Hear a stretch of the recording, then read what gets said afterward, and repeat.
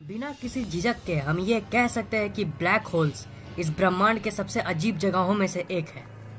Black holes को अगर हम सिंपल भाषा में कहें तो ये स्पेस की एक ऐसी जगह है जहाँ की ग्रेविटी इतनी स्ट्रांग होती है कि कोई भी चीज इससे बच नहीं सकती, यहाँ तक कि प्रकाश भी नहीं। सबसे पहले मैं आपको बता देता हूँ कि anything can become a black hole. अगर मैं मैथमेटिकली बात करूँ तो कोई भी ऑब्जेक्ट ब्लैक होल बन सकती है। किसी भी चीज की डेंसिटी या घनत्व जितनी ज्यादा रहेगी उसकी ग्रेविटी यानी गुरुत्वाकर्षण शक्ति उतनी ज्यादा होगी।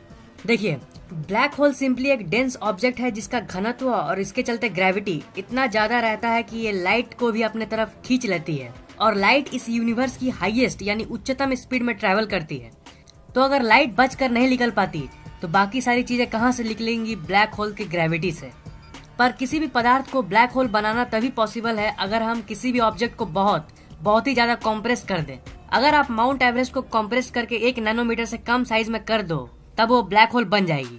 अगर आप धरती को कॉम्प्रेस करके एक मटर के दाने जितने कर दें तो धरती भी ब्लैक होल बन जा सकती है। वैसे भी हमें ऐसी टेक्नोलॉजी को निकालने की जरूरत भी नहीं है। Formation of A black hole, ऐसे बहुत सारे स्टार्स है जिनका साइज धरती से लाखों अरबों गुना ज्यादा होता है। तो जाहिर सी बात है अगर उस स्टार को हम लोग इतना छोटा कर दे कि वो धरती के साइज में आ जाए तो वो एक ब्लैक होल बन सकती है।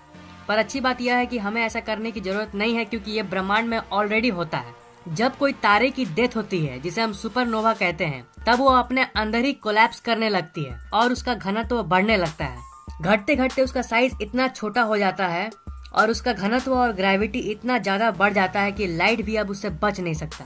वो छोटा पॉइंट जहाँ पे वो स्टार घटकर ब्लैक होल में कन्वर्ट हो जाता है उसे हम सिंगुलैरिटी कहते हैं। मैं श्योर हूँ कि आपने सिंगुलैरिटी के बारे में पहले जरूर सुना होगा।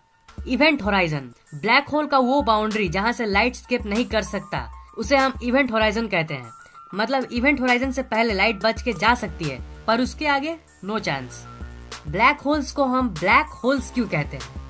क्या आपको पता है कि ब्लैक होल्स को ब्लैक होल्स क्यों कहा जाता है? ब्लैक होल से लाइट स्केप नहीं कर सकती है। इसका मतलब ये नहीं है कि ब्लैक होल्स में लाइट नहीं होती है, पर वो जो लाइट है वो आपकी आंखों तक नहीं पहुंच पाती क्योंकि ब्लैक होल से लाइट बचकर नहीं जा सकती है। तो जब वहां से लाइट बचकर नहीं निकलेगी तो वो आपकी आंखों तक कैसे पहुंचेगी? इसीलिए हमें ब्लैक दिखती है। Black holes effect time, black holes time को भी इफेक्ट करती है। ब्लैक होल्स का घनत्व इतना ज्यादा होता है कि ये स्पेस टाइम को डिस्टॉर्ट कर देती है। जो ऑब्जेक्ट ब्लैक होल के सामने होता है वो ऑब्जेक्ट टाइम को धीरे अनुभव करता है। मतलब कि ब्लैक होल्स की सामने की टाइम बाकी जगहों के हिसाब से धीरे चलती है। मान लीजिए आप एक स्पेसशिप में बैठे जो ब्लैक होल की चक्कर लगा रही है। मान लेते हैं कि इवेंट होराइजन से दूर वो एक सेफ जगह पे चक्कर लगा रही है। उस समय स्पेसशिप के अंदर की टाइम बाहर के मुकाबले स्लो हो जाएगी और आप टाइम ट्रेवल कर पाओगे। अगर आप एक ब्लैक होल के अंदर गिर जाओगे तो क्या होगा? क्या आप जानना चाहते हैं कि अगर आप ब्लैक होल के अंदर गिरोगे तो क्या होगा? क्या सिंपली आप उसके अंदर चल जाओगे? नहीं, ऐसा नहीं होगा।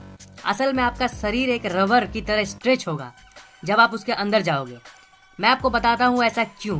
मान लीजिए कि आप ब्लैक होल के अंदर जब गिर रहे हो तब आपका पैर ब्लैक होल के तरफ है।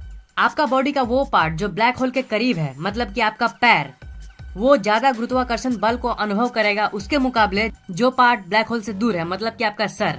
इसीलिए आपका बॉडी एक रबर की तरह खींच जाएगा। आपके बॉडी के सारे मॉलिक्यूल्स बिखर जाएंगे और फाइनली आपकी डेथ हो जाएगी। पर डरिए मत, ऐसा कभी होगा नहीं क्योंकि जो नियरेस्ट ब्लैक होल है वो हजारों प्रकाश वर्ष दूर है इस सौर मंडल से। तो ये क्वेश्चन आता है कि धरती से सबसे नियरेस्ट ब्लैक होल कौन सा है? और एक क्वेश्चन आता है कि क्या ब्लैक होल्स धरती को निगल सकती है? जैसा कि मैंने कहा, वो ब्लैक होल हजारों प्रकाश वर्ष दूर है। सिग्नियस X1 नाम का एक ब्लैक होल है जो धरती से 6000 प्रकाश वर्ष दूर है और उसका मास सूर्य से 15 गुना ज्यादा है। पर वो इतना दूर है कि धरती या फिर सौर मंडल पर इसका कोई प्रभाव नहीं पड़ेगा।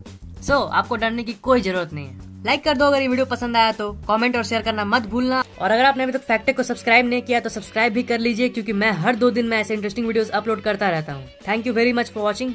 मिलता हूँ अगले वीडियो में।